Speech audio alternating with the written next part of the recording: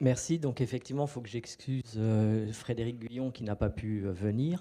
Alors pour débuter, je voudrais remercier effectivement toutes les personnes qui ont permis que ce colloque existe, et sans jeu de mots ou avec un jeu de mots, dans ce Beautiful musée. C'est facile, je l'ai lu dans les rues de la ville il n'y a pas très longtemps. Il y a eu de très belles communications ces dernières journées et j'espère que celle que je vous propose sera à la hauteur de celle qu'ont faites mes collègues. Je vais évoquer principalement les deux tableaux des années 48-49 dont le titre comporte le terme de loisir. Dans le corpus qui nous a été mis à disposition, des tableaux de Léger, j'ai fait le choix de me centrer sur des activités de détente en plein air et de repérer en fait différentes formes de loisirs, la baignade sous toutes ses formes, la pêche, le farniente, le vélo, le bricolage à l'extérieur. On ne voit pas très bien parce que ça a été coupé, mais vous voyez là-bas au fond, je ne sais pas s'il y a une lumière peut-être sur le... Non. Vous voyez là-bas au fond, en fait, quelqu'un qui est en train d'entretenir sa voiture. On en reparlera. Et puis aussi les tableaux de Léger, ceux qui représentent des lieux de villégiature, la plage, la campagne, les bords d'eau en deux mots. Et puis de mettre de côté finalement les formes de loisirs qui sont associées aux pratiques culturelles comme le cirque, la lecture, le cinéma, la danse qui ont déjà été évoquées ce matin et hier. J'ai essayé de ne pas être redondant avec les communications précédentes, j'y ferai peut-être parfois allusion, où je vous renverrai vers ces communications qui avaient une véritable richesse. Alors, je sais ici qu'à Biot a eu lieu une exposition sur la thématique des loisirs chez Léger, et puis qu'un catalogue de cette exposition a été publié. Je crois que c'était il y a une quinzaine d'années, dans les années 2008-2010.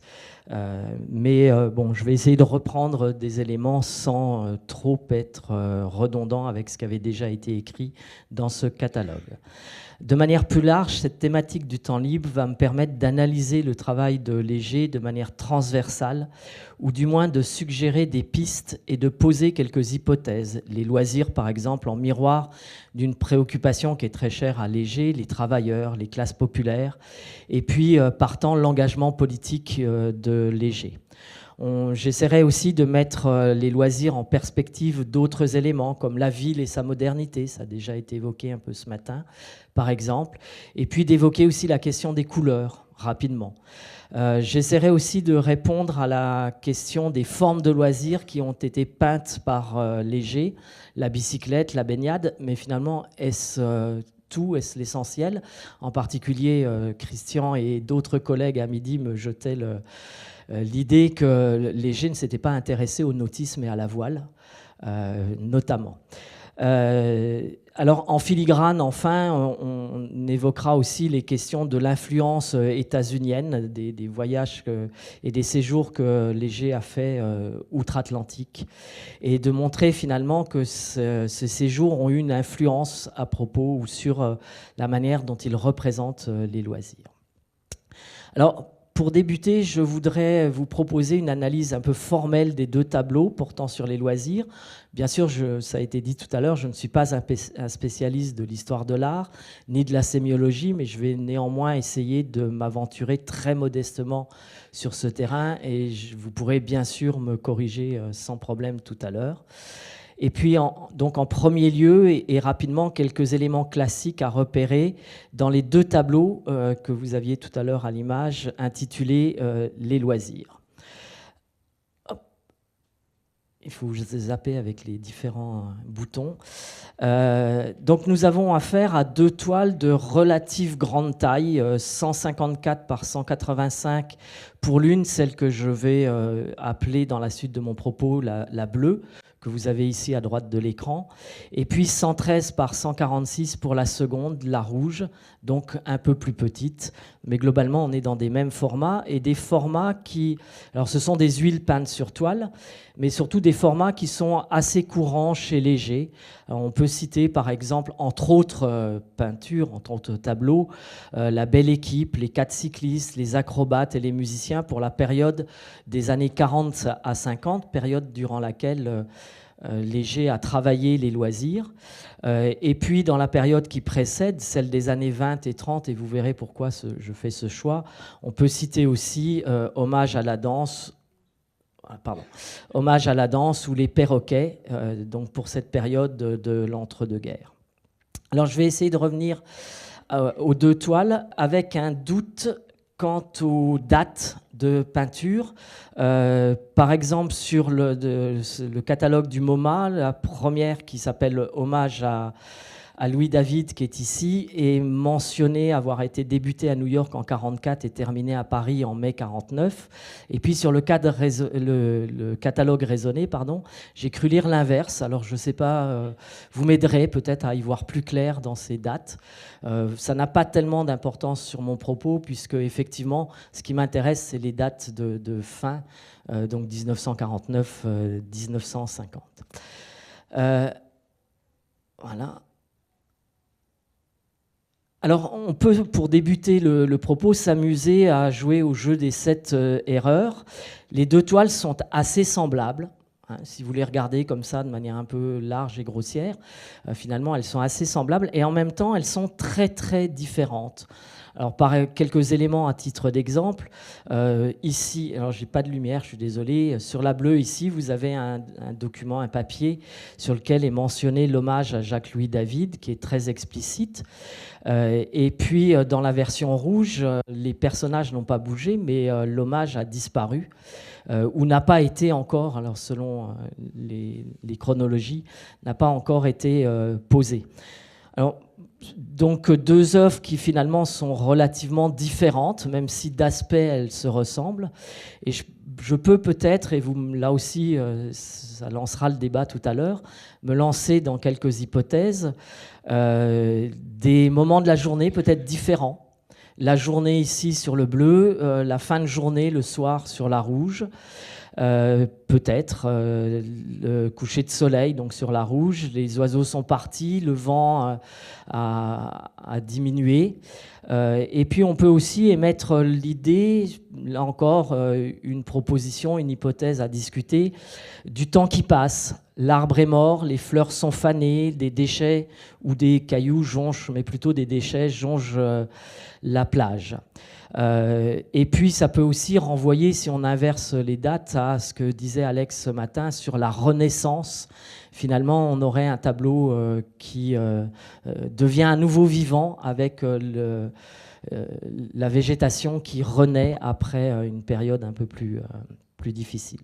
Alors, une petite parenthèse à propos du vélo qui est accroché dans l'arbre, et notamment sur le tableau rouge. J'aimais l'idée, où j'y vois à titre personnel une référence au tableau de Dali, La persistance de la mémoire, qui a été peint en 1931. Alors je ne sais pas si l'hypothèse tient, on pourra aussi en discuter. Et puis il a aussi beaucoup été dit que les visages qu'a peint Léger avaient des ressemblances avec ceux réalisés par le douanier Rousseau. Bon, je ferme la parenthèse, c'est aussi à titre d'hypothèse et pour lancer le débat tout à l'heure. Alors, ce qui m'intéresse maintenant dans la suite, c'est Charlotte Corday. Est-ce qu'elle aurait survécu à Marat dans le tableau? Et vous allez voir pourquoi je pose cette question. La différence finalement la plus visible entre les deux tableaux, à la fois sur la toile et dans le titre de l'œuvre bleue, c'est l'hommage à David. Et cet hommage à David renvoie finalement à... Voilà. Ouais, je sais pas, un tableau qui s'appelle La mort de Marat, un tableau qui a été peint par Jacques-Louis David en 1793. Alors j'y vois un certain nombre de similitudes. Par exemple, la tête, les penchés. On verra après d'autres éléments. Sur le côté, une sorte de drapé chez David, mais en même temps, la chevelure chez Léger qui est assez proche. Voilà, ce document, ce papier tenu dans la main. Et puis enfin, la position du bras qui pend, du bras droit qui pend dans les deux cas. On peut aussi y voir finalement un certain nombre de différences. Par exemple, le penché de la tête n'est pas du tout le même entre les deux tableaux. La main n'est pas la même non plus, dans un cas main gauche, dans l'autre main droite. Et puis enfin, la tenue du bras, plus coudée dans un cas que dans l'autre. Donc à la fois un hommage, à la fois des ressemblances, et puis en même temps quelques différences. Et puis la plus grosse, c'est que dans un cas, on a affaire à Marat, un homme, et puis dans l'autre, à une jeune femme. Donc il y a une forme finalement d'ambiguïté. Cette femme allongée qu'on voit dans le tableau pourrait tout à fait être une jeune femme sur la plage en train de prendre le soleil et profiter des bienfaits du soleil. Finalement, on ne lit l'hommage à Louis David que parce que ça nous est inscrit. Si on prend le tableau rouge, on n'a pas forcément cette référence à David. Alors, on peut s'interroger finalement sur cet hommage dans le tableau qui porte sur les loisirs, et la réponse qui est très souvent donnée, qui consiste en fait à mentionner qu'en 1948, cette date à laquelle Léger est en train de finaliser le tableau, cette date correspond au bicentenaire de la naissance de David, qui est né en 1748 et puis mort de mémoire, je crois, en 1825. Elle n'est pas suffisante, cette hypothèse, même si Léger, ça a été dit hier de manière très marquée, Léger voue à cet artiste un véritable culte. On peut aussi relier finalement cet hommage à des questions d'engagement politique. Marat, donc, qui est représenté au moment de son assassinat par Charlotte Corday, Marat en fait, a fait partie du groupe des Montagnards. Il a un engagement politique très marqué. Au moment de la Révolution française, même si son action est très critiquable, parce qu'il a été dans des groupes assez violents et en partie dans des comités de censure, il a fait partie donc, des groupes des Montagnards. Alors, j'ose pas penser que Léger ait fait une sorte de pied de nez entre un tableau sur la mer ou sur un univers marin et puis la montagne du mouvement de 1789. Mais il faut plutôt, à mon avis, y voir l'engagement de Marat, qui est un journaliste qui prend fait et cause pour les petites gens. Et Léger, lui aussi, a cherché à s'adresser aux classes les plus défavorisées dans le cadre de son engagement politique. On le reverra un peu plus tard. On peut aussi penser que finalement Léger construit une forme de contraste entre l'agitation des révolutions, celle de 1789, versus le calme des vacances. D'autant que dans cette période des années d'après-guerre, lorsqu'il peint les tableaux, les Français sortent d'une période qui est relativement dure, celle de la Seconde Guerre mondiale, et que les années 50 vont être des années de forte contestation sociale. Je vous ai mis ici quelques exemples, en particulier des grèves dans l'industrie et puis les automobiles, et puis aussi la grève des mineurs en 1848, qui sont des moments très violents dans la société française de cette époque-là. Alors revenons au loisir de Léger pour évoquer la composition et les thèmes et essayer de montrer ce qui est visible et ce qui est suggéré dans les œuvres de Léger. Finalement, une question. Dans les deux tableaux que je vous ai montrés précédemment, est-ce que Léger nous montre des formes de loisirs dans ces tableaux qui sont intitulés « Les loisirs ». Alors, je vais centrer mon propos sur le tableau bleu, mais on pourrait faire la même démonstration avec l'autre, le rouge. La fleur, hop, décidément, voilà. La fleur est au centre du tableau. La fleur ou la main de la jeune femme. Mais bon, globalement, on peut voir que finalement, c'est la nature qui est au centre d'un tableau qui est intitulé « Les loisirs ». Si le groupe... Alors, je vais essayer de retourner en arrière, voilà. Si le groupe est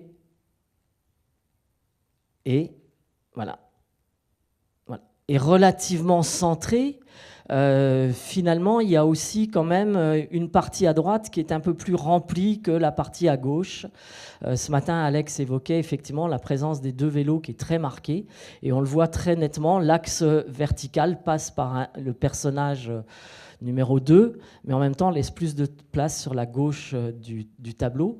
Et de la même façon, si on travaille sur l'axe horizontal, on voit que les 4 ou 5 personnages qui se tiennent debout, enfin, ou les 4 personnages qui se tiennent debout, finalement, sont coupés en deux au niveau du bassin, au niveau de la ceinture. Donc il y a une sorte d'équilibre dans la composition de ce tableau-là.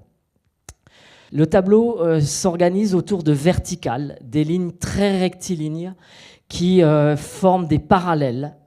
On peut en montrer voilà, comme ça 4 ou 5, et qui donnent l'impression, si on travaille de manière un peu différente, dans des tubes. Chaque personnage est enfermé dans un tube qui est relativement autonome. Alors j'ai mis comme personnage aussi le vélo, alors ça peut rappeler finalement un retour timide au tubisme, cette façon de travailler qu'avait Léger dans ses premières peintures. C'est une géométrie qui est parfaite, mais qui est perturbée, noyée par la vision d'un bloc complet que vous voyez ici, qui est représenté par les personnages, qui occupent quasi tout l'espace et dont les corps sont serrés les uns contre les autres. Une masse qui est à la fois très compacte et en même temps qui est très segmentée. Et la segmentation, c'est un élément qui est très connu, mais la segmentation, elle est soulignée par les tours noires de chaque personnage et même de chaque membre des personnages. Mais aussi par les couleurs. Et Alex l'a dit ce matin, par la présence très forte, très marquée des vélos. Il y a d'ailleurs une forme de rupture avec, me semble-t-il, je vais être prudent, avec les compositions de Léger dans la même période, dans la période de la Deuxième Guerre mondiale et juste après. Je pense par exemple à la série des plongeurs qui a été évoquée hier, où le corps des plongeurs s'entremêle, joue avec la gravité, ils sont évidés, aucun détail n'apparaît. Hein, vous l'avez par exemple en haut à gauche ou même à droite. Et c'est beaucoup moins le cas dans les compositions sur les loisirs. De la même façon qu'on voit dans ces séries des plongeurs des masses, des grands nombres. Dans les tableaux sur les loisirs, finalement, il n'y a que les personnages occupent l'espace, certes, mais il n'y a que 6 personnages. Alors la question c'est, n'y avait-il pas plus de monde sur les plages dans les années 50, au moment où Léger peint? On verra la réponse un peu plus tardivement. Mais on ne retrouve pas d'ailleurs non plus un marqueur de la peinture de Léger dans cette période-là, qui est ce qu'on a appelé, enfin ce que les spécialistes de Léger appellent la couleur en dehors, donc ces grandes marques de peinture que l'on retrouve dans un certain nombre de tableaux. Mais ce qui est intéressant de voir, alors voilà, je vous en ai présenté 2, mais il y en a énormément sur le même thème. Dans les loisirs, et on a une peinture qui est relativement classique, qui renoue finalement avec d'autres formes de la même période, de la période précédente, pardon. Mais ce qui est intéressant aussi, c'est de noter que dans la série, alors par exemple celle-là, hein, on a une proximité avec les loisirs.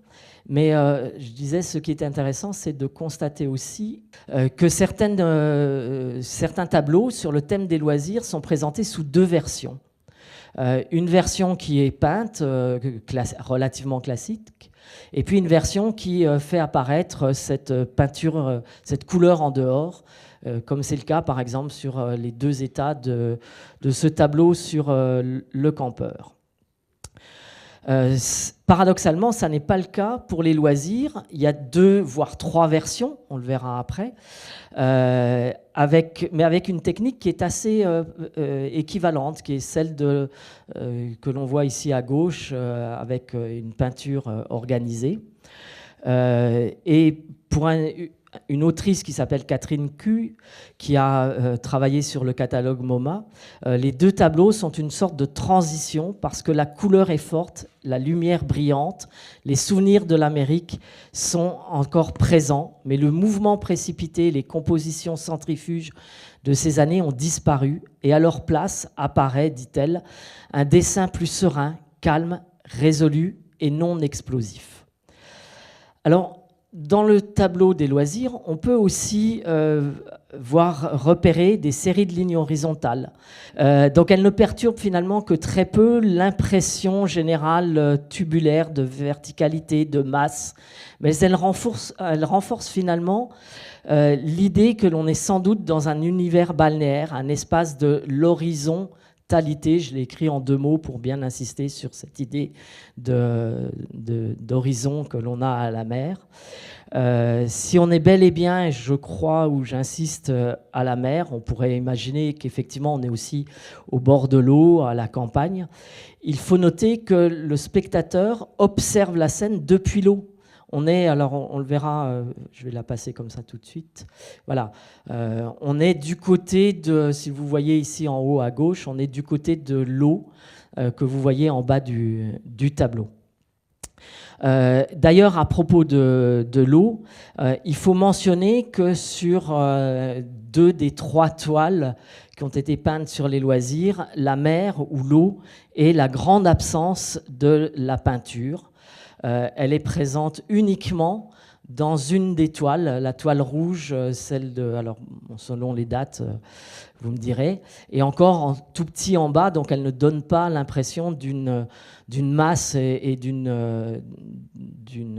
d'un horizon qui est liquide, comme on peut les voir souvent en bord de mer. Alors, pour autant, cette scène des loisirs se passe bel et bien à la mer, et je vais essayer d'en faire la démonstration.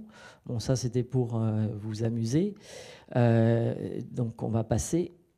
Voilà. Je vais essayer d'en faire la démonstration. Sur la toile bleue, on a des crabes qui sont représentés sur l'enfant. On a également, que vous voyez ici, voilà, que j'ai entouré. On a également du vent, me semble-t-il, dans l'arbre. Enfin, au moins, c'est une interprétation que je fais, on pourra en discuter. Du vent dans l'arbre à droite, un ciel bleu et profond et nuageux comme on les voit en bord de mer, des oiseaux que l'on peut assimiler à des mouettes ou à des colombes de la paix. Après 6 années de guerre, on peut imaginer que c'est effectivement des colombes, mais on peut aussi imaginer qu'il s'agit de mouettes. Des sortes d'algues au premier plan, voilà ici par exemple, et puis ces taches jaunes que vous avez ici et de l'autre côté à gauche du tableau, qui représentent, je pense, le sable. Et puis enfin, le costume de bain, très typique des années 1930 que porte la jeune maman ou la jeune femme sur le vélo, et puis la petite fille qui est dans les bras du père ou de l'homme. Et donc ce sont ces éléments qui confirment, je crois, que nous sommes bien à la plage, me semble-t-il.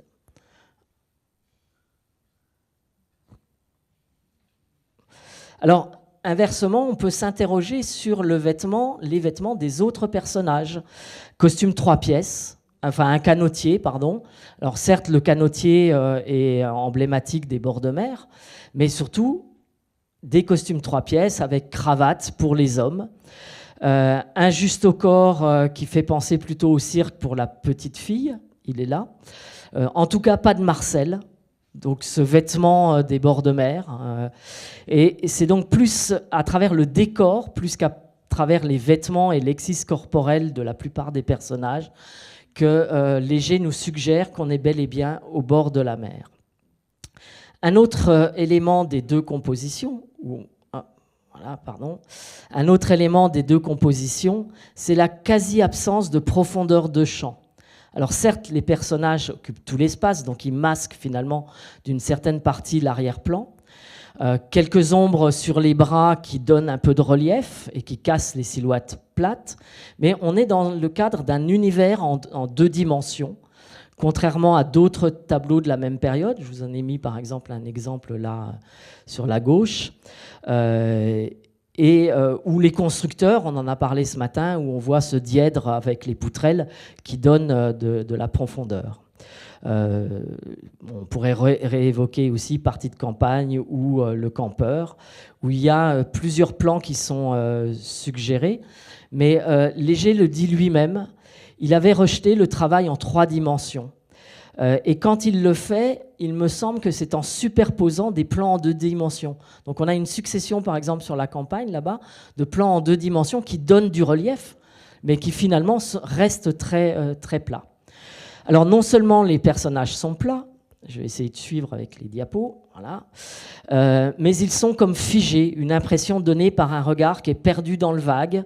Il y a quelques expressions, Alex le disait ce matin en particulier, moi j'ai du mal à dire s'ils sont contents ou s'ils sont indifférents à être en bord de mer. On perçoit bien sûr quelques sourires, alors vous avez des personnages qui sont très figés ici, puis vous en avez d'autres qui semblent un peu plus souriants. Mais globalement, ils sont figés, ils sont impassibles, éléments immobiles du décor, finalement. D'ailleurs, Léger précise que pour lui, et je vais le citer, la figure humaine, le corps humain n'ont pas plus d'importance que des clés ou des vélos.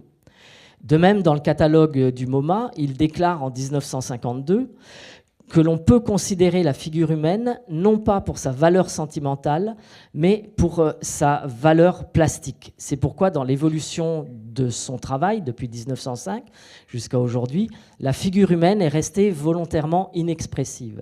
Et Catherine Kuhn mentionne que les figures apparaissent impénétrables. Cette rigidité des attitudes n'est pas sans questionner Léger lui-même.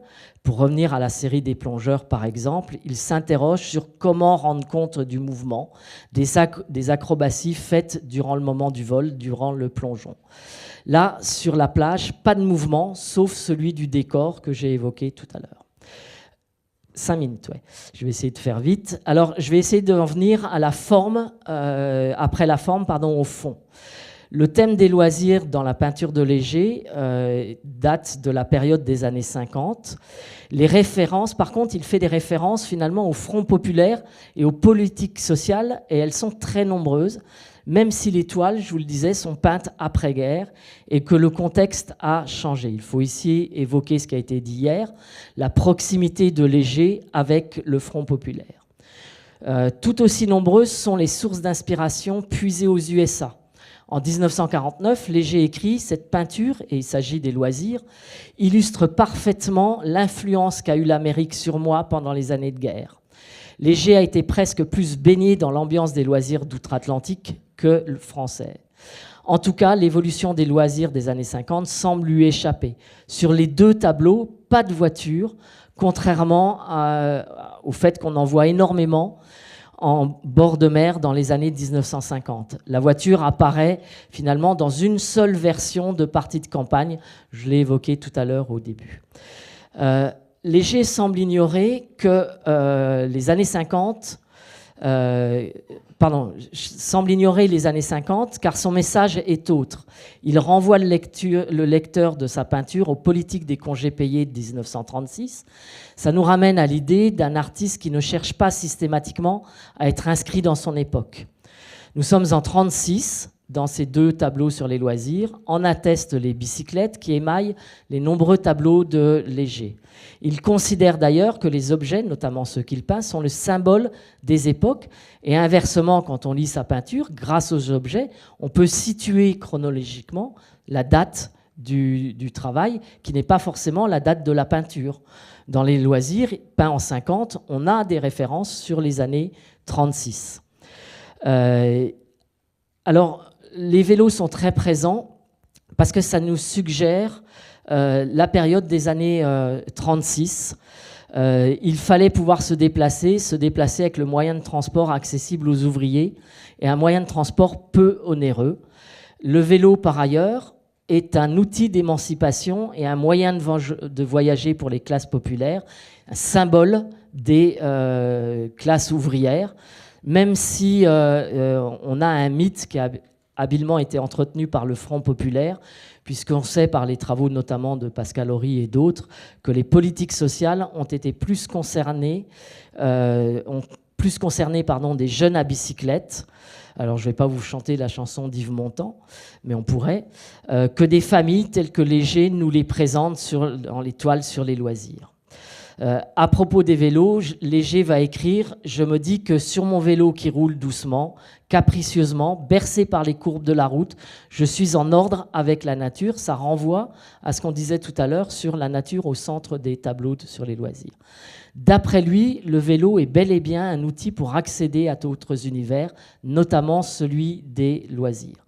Alors je vais aller assez vite, je vais passer la période sur le campeur et puis évoquer finalement ce mythe des congés payés qui va animer finalement un certain nombre de représentations à propos de ce que devraient être les loisirs. Et je l'ai dit tout à l'heure, alors même que le contexte des années 50 n'est plus tout à fait le même. Le contexte des années 50, c'est véritablement là où les politiques du Front populaire vont s'appliquer, vont démarrer. Il faut oublier les atrocités de la guerre, par exemple. On se rend à la mer en voiture, 4 chevaux ou 2 chevaux, je crois qu'Alex l'a évoqué ce matin, et on n'en a pas sur les toiles intitulées « Les loisirs » ou en train. Pour preuve, une petite remarque sur le nombre de billets de congés payés qui est inventé par le Front populaire. Il y en a 600 000 en 1936, vous en avez 3 millions en 1948 et vous en avez 4 millions en 1950. Ça montre bien que la massification des congés, des vacances, c'est l'après-guerre et ce n'est pas les années 36. Pourtant, le contexte des années 45 n'est pas à l'amusement. On le voit ici sur cette diapositive où j'ai mis en parallèle les constructeurs avec la reconstruction du pays. Et pour autant, eh bien, ce sont les années de ce qui va s'appeler la modernisation de l'équipement, du mieux-être, selon Rioux, par exemple, les années des 30 glorieuses. Alors l'art n'est pas en reste, et comme les congés, il va se démocratiser dans cette période des années 50. Notamment, on peut citer le Théâtre national populaire de Jean Vilar, entre autres exemples de cette popularisation de l'art. J'essaye d'aller vite. Ce qui est intéressant, c'est de montrer finalement que Léger va exprimer... Oh là là là. Catastrophe. Léger va exprimer ouvertement ses convictions politiques. Son engagement au Parti communiste date d'octobre 1945. Et Léger s'intéresse aux loisirs en miroir de sa fascination pour le monde des travailleurs, celui des classes populaires. Il écrit « Le monde du travail, le seul intéressant, vit dans une ambiance intolérable ». Alors, il ne cherche pas forcément à défendre la cause ouvrière, mais il veut participer à son éducation culturelle. Notamment, il va faire plusieurs conférences et des animations dans les centres populaires et artistiques. Et il écrit « Pour apprécier l'art, il faut une certaine culture, il faut une éducation, il faut du temps, et tant que le peuple travaillera jusqu'à 7 heures du soir, il n'y a rien à faire. » Alors, en particulier, ça a été dit aussi hier, il a milité pour l'ouverture des musées plus tardivement que le Front populaire ne l'avait fait. Il a néanmoins une vision assez personnelle des loisirs. Dans un article qui s'intitule « Si tu n'aimes pas les vacances », Léger fait l'éloge de la lenteur et appelle à contempler le paysage, à lutter contre le diktat du temps et toute forme d'organisation trop rigide, trop prévue, en évoquant le fait de prendre des chemins de traverse. Très rapidement, parce que je sais que le temps est passé, mais c'est de la faute de la zapette. Voilà. La conséquence en termes de contexte pour ce qui est des loisirs, c'est effectivement un univers qui jusqu'alors appartenait à certains et qui va finalement se massifier. Et c'est assez paradoxal de voir que dans les tableaux des loisirs, il ne peint pas cette foule des années 36. Alors la caricature évoque les salopards en casquette ou les bolcheviks qui prennent l'eau des bourgeois. Je n'insiste pas. Ce qui est certain, c'est qu'il a souvent peint les travailleurs. Il connaît bien l'univers des travailleurs. Il a différentes versions de parties de campagne et du campeur où il montre les activités des classes populaires, la pêche, le farniente, les jeux de ballon, le bricolage dehors, la voiture, etc. etc. Et il arrive dans les autres toiles sur les loisirs, à rendre finalement les loisirs assez dynamiques, en montrant des gens qui ont une activité. On parlait ce matin du mouvement. Il est assez intéressant de voir que dans les 2 toiles sur les loisirs, il y a peu de mouvement. Alors on reprendra la remarque qu'a faite Christian ce matin, je ne l'évacue pas, mais sur le plan de la représentation, c'est assez figé, contrairement à d'autres toiles sur les loisirs, où on voit des jeux, où on voit des gens qui agissent. Pour le dire autrement. Alors je vais conclure très très rapidement en vous remerciant pour votre attention, votre écoute, en espérant que ça a correspondu à vos attentes et que la fin un peu rapide ne vous a pas trop dérangé, en disant simplement finalement que Léger est un peintre qui est inscrit dans son temps, qui a su exprimer une forme de sincérité, de modernisme, de montrer la modernité. Un peintre qui sait faire des retours en arrière, parfois un peu caricaturaux, c'est ce que j'ai essayé de dire sur les années 36, des flashbacks vers des périodes marquantes de son époque, celles dans laquelle il s'est engagé, pour laquelle il s'est engagé. Je vous remercie pour votre attention.